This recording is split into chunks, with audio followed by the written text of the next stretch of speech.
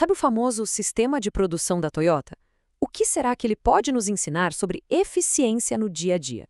Hoje, a gente vai mergulhar no léxico Lean e desvendar os conceitos que simplesmente revolucionaram indústrias no mundo todo. E tudo começa com uma pergunta central, que é quase uma obsessão para o pensamento Lean, sabe? Como é que a gente consegue entregar mais valor usando cada vez menos esforço? Parece simples, né? Mas encontrar a resposta para isso, isso muda tudo.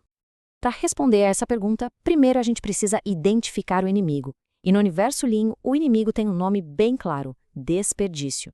O ponto de partida é aprender a enxergar, a ver tudo aquilo que não agrega valor de verdade para o cliente final.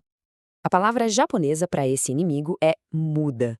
E esse conceito é fundamental. Pense assim: muda é toda e qualquer atividade que consome recursos, seja tempo, material ou esforço, mas que, na visão de quem está pagando pelo produto ou serviço, não adiciona valor nenhum. É o alvo número 1 que a gente tem que eliminar.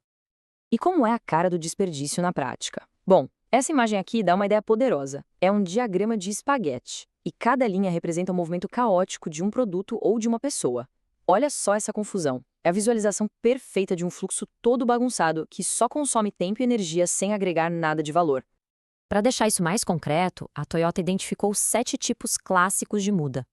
Tem a superprodução, que é considerada a pior de todas, porque ela acaba causando as outras 6.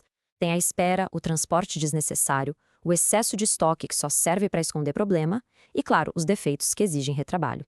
Tudo isso é o inimigo em ação, puro desperdício.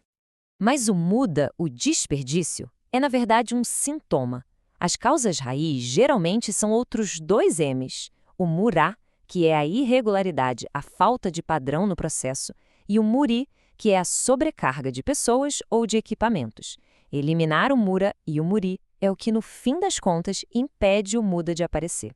Certo, já identificamos o inimigo. E agora? Qual é a solução? O primeiro passo é criar um fluxo de trabalho suave, sem interrupções. É sair da desordem e ir para a eficiência. O objetivo aqui é o que a gente chama de fluxo contínuo. A ideia é que o trabalho se mova de forma suave de uma etapa para outra, sem parar, sem criar fila, sem espera. É o exato oposto do modelo tradicional de produzir em lotes enormes, onde um monte de trabalho fica parado, gerando um desperdício gigante de tempo e recursos. E esse slide aqui mostra a diferença de um jeito brilhante. À esquerda, as ilhas de processo, cada função trabalhando isolada, gerando aquele movimento caótico que a gente viu no diagrama de espaguete. Agora, olha à direita, um layout por sequência de processos. O fluxo é claro, é lógico, é eficiente. A transformação é visível, né? Uma das ferramentas mais práticas para alcançar esse fluxo é a célula em U. Ao organizar o trabalho nesse formato, o ponto de início e o de fim ficam pertinho um do outro. Os operadores se movem menos, a comunicação melhora e o trabalho flui de uma pessoa para outra de forma muito mais natural. Ok, um fluxo suave é excelente. Mas como a gente garante que esse fluxo produz apenas o que o cliente realmente quer, e só quando ele quer? A resposta está no próximo grande princípio do Lean: puxe, não empurre. A produção tradicional funciona num sistema de empurrar. A gente produz com base numa previsão e empurra o produto para o mercado, torcendo para vender. O Lean vira essa lógica de cabeça para baixo. Ele usa um sistema de puxar. Nada é produzido até que a etapa seguinte do processo sinalize uma necessidade real. A produção é puxada pela demanda e não empurrada por uma previsão. E como essa sinalização acontece? A ferramenta mais famosa para isso é o Kanban. Em japonês significa sinal visual. Pense nele como um gatilho para a ação. Pode ser um cartão, uma caixa vazia ou um sinal eletrônico que diz de forma clara e imediata: preciso de mais um desses, agora. A melhor analogia para entender o sistema puxado é a do supermercado. A Toyota se inspirou nisso. As prateleiras são reabastecidas não com base em uma previsão, mas sim depois que o cliente vai lá e retira um item. O consumo real puxa o reabastecimento. Simples e simplesmente genial. Agora, para um sistema puxado funcionar bem, a produção precisa ser estável. E é aqui que entra o rejunca, ou nivelamento. Em vez de produzir grandes lotes de um modelo de cada vez, tipo um monte de A, depois um monte de B, o rejunca produz uma mistura, tipo A, B, C, D, A, B, C, D. Isso torna a produção mais ágil e capaz de responder rapidinho às mudanças na demanda do cliente, sem criar picos e vales no sistema. Já temos o fluxo e o sistema puxado. Mas O que une tudo isso e garante que o sistema não apenas funcione, mas melhore sem parar, é a mentalidade por trás de tudo. Essa mentalidade é o Kaizen. É a filosofia da melhoria contínua, gradual e infinita. A ideia central é que todo mundo na organização, do presidente ao operador no chão de fábrica, é responsável por identificar oportunidades de melhoria no seu próprio trabalho, todos os dias. Uma ferramenta clássica do Kaizen é a dos 5 porquês.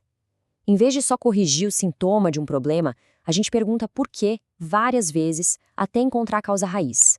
No famoso exemplo do Taiichi Ohno, a máquina não parou por causa do fusível, mas sim porque não tinha um filtro. Trocar o fusível é só um reparo. Instalar o filtro, isso sim é uma melhoria de verdade. Outro pilar da busca pela perfeição é o Jidoka. Pense nisso como uma automação com um toque de inteligência humana.